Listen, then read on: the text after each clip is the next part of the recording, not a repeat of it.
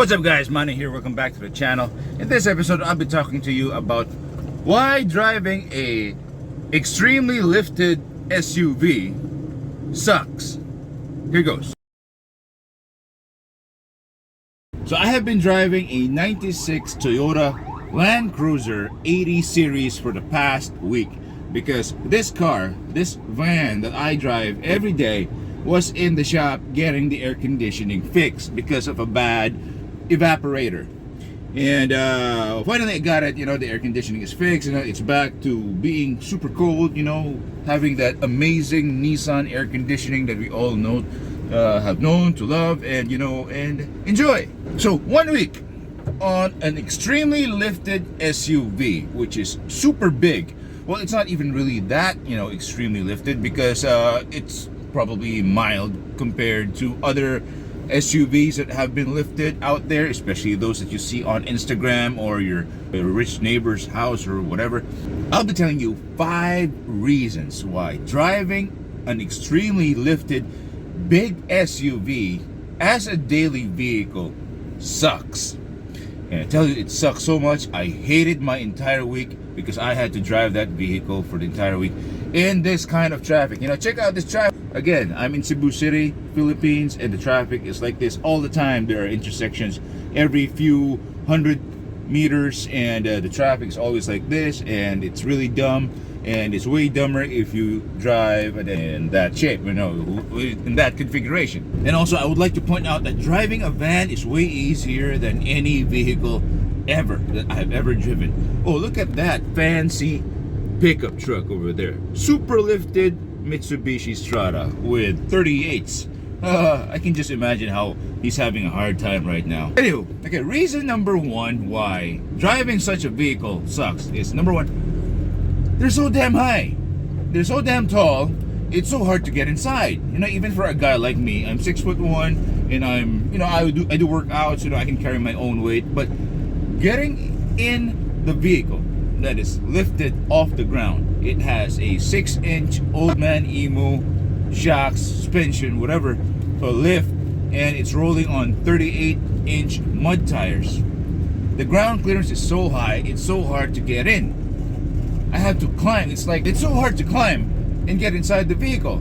In my case, okay, fine. I can, manage to get myself inside with no problem. Let's say if you're a short person, let's say you're like 5'2" or whatever, and then you choose to have a lifted SUV as a daily driver, I tell you, you're gonna have a hard time getting in and out. You'll be needing a ladder to get inside. You have your short legs, and then you can't just, you can just, not like Super Mario, you can just jump right in and, be awesome and stuff like that. No, it's not that way. If you are a short person and if you want a lifted SUV, think twice about getting one, because I tell you, it's a pain in the ass to get inside. Okay, and that's a fact already. Getting inside your vehicle should be a pleasurable and pleasant experience. It should be easy. It should be also very relaxing, when you get inside. Okay, if you have an elderly relative living with you, and what if that person needs to go to the hospital, or you need to bring that person to somewhere else? You're gonna have a big problem getting that person in, especially if it's the only car that you have. Right, reason number 2 why it sucks: the size of the vehicle. I tell you, you're way off the ground. You have already altered the dimensions, the ground clearance, the height, and everything, and of course your driving is going to be very affected. Okay, yeah, for sure, your suspension travel is awesome. You can go run over like big bumps and stuff like that on the road. You can cross flooded streets, but navigating a big ass SUV that has been lifted to the moon is a hard thing, to do on a daily basis. Why? The dimensions for your car, you have to anticipate. Yeah, there are lesser room for error if you drive a big ass SUV. Your visibility, on the side mirrors, your side mirrors over there, your rear view mirror over here, and then the view of the front. Especially if you have, for example, the Land Cruiser 80 has a huge bonnet.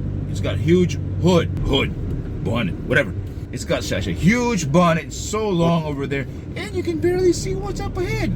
You know, next, who knows? There might be a kid, you know, right in front of you, of your vehicle, posing for a picture, and then you turn on your vehicle, and then you run over the kid. It's bad. Or there might be something else over there that you can't see because you're so damn high, you can't even see what's below you. Also at the back, you can't see anything already because, again, it's so high up. You know, you're basically creating more blind spots for yourself.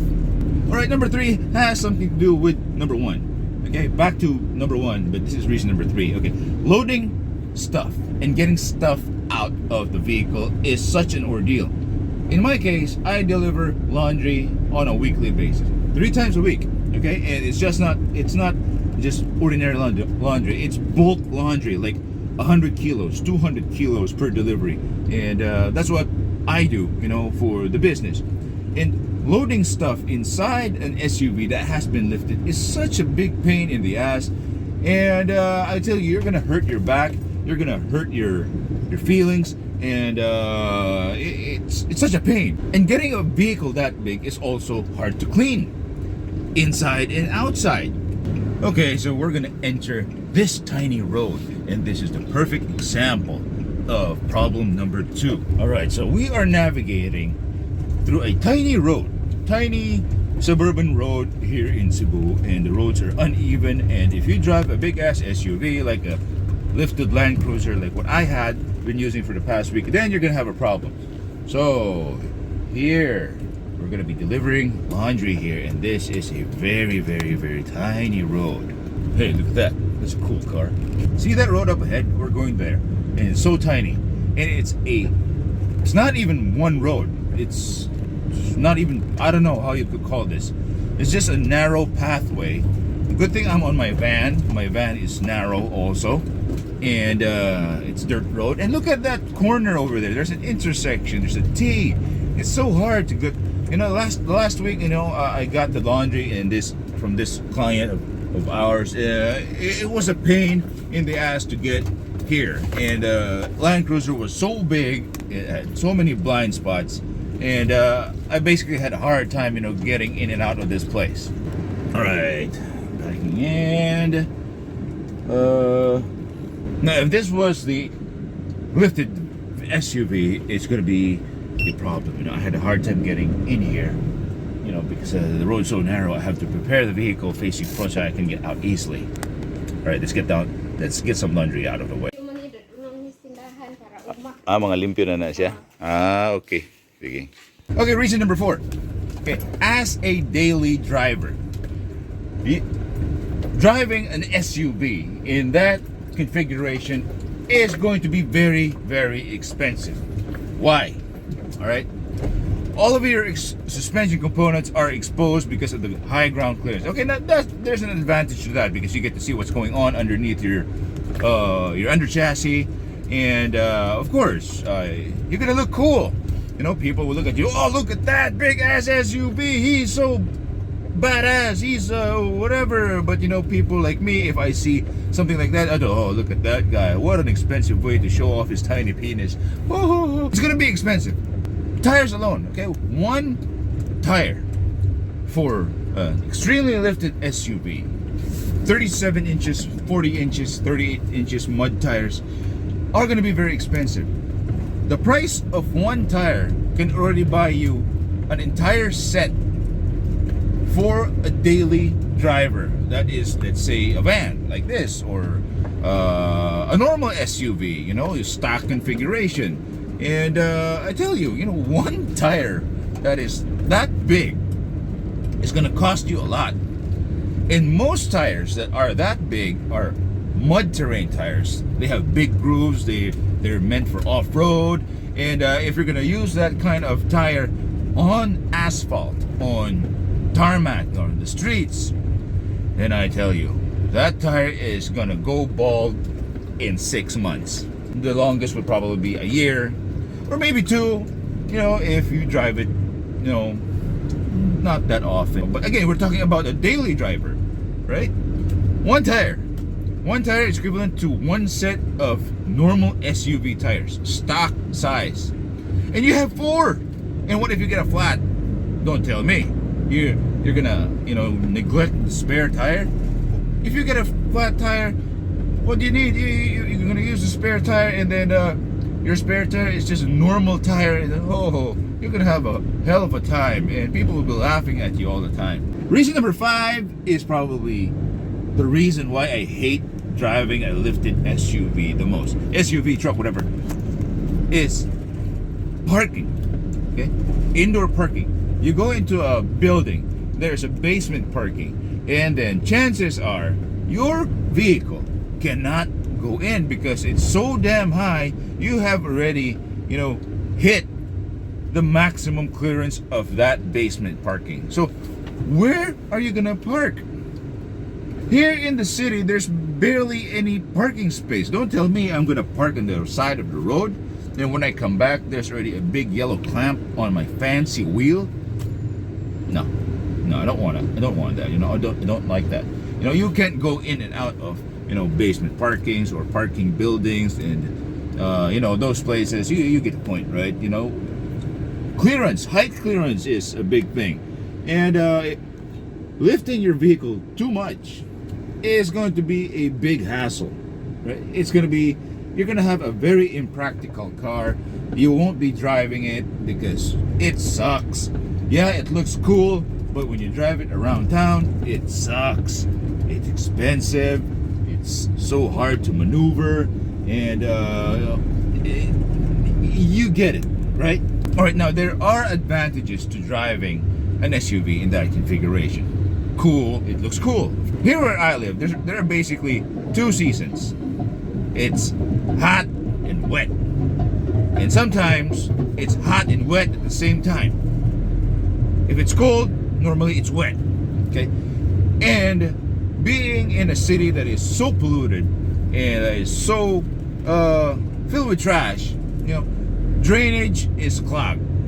It's clogged all the way, and this place is basically prone to flooding. There are places here that can reach up to waist deep, or probably even higher, than higher than your normal sedan or hatchback, and that's going to be a big problem. So driving an SUV like that, a vehicle in that configuration, is advantage if that happens. But the only thing that I could see, that would make sense for a vehicle of that, design or whatever, is if you really need that. Let's say you work in a mine, or you work, in the forest or in the mountains, and then you traverse rivers and rocky places, mud pits and stuff like that. Go ahead. If it's for the city, look at this.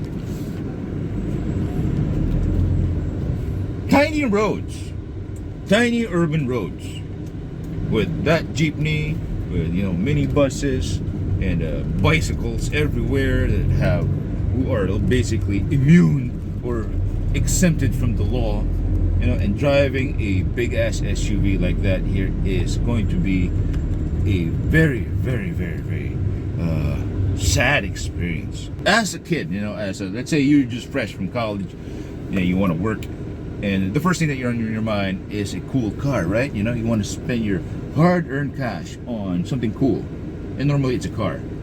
And if you're dreaming of owning an SUV that is lifted, it looks like Bigfoot, it looks like Gravedigger, I tell you, please, save yourself the hassle and then follow my advice. Don't do that unless if your work requires you to do so, or requires you to have a vehicle like that. But in most cases, a stock 4x4 is capable already. I'm not saying that you should do it, but yeah, think about it. Think about the consequences. And here I am telling you why it sucks, because I care for you.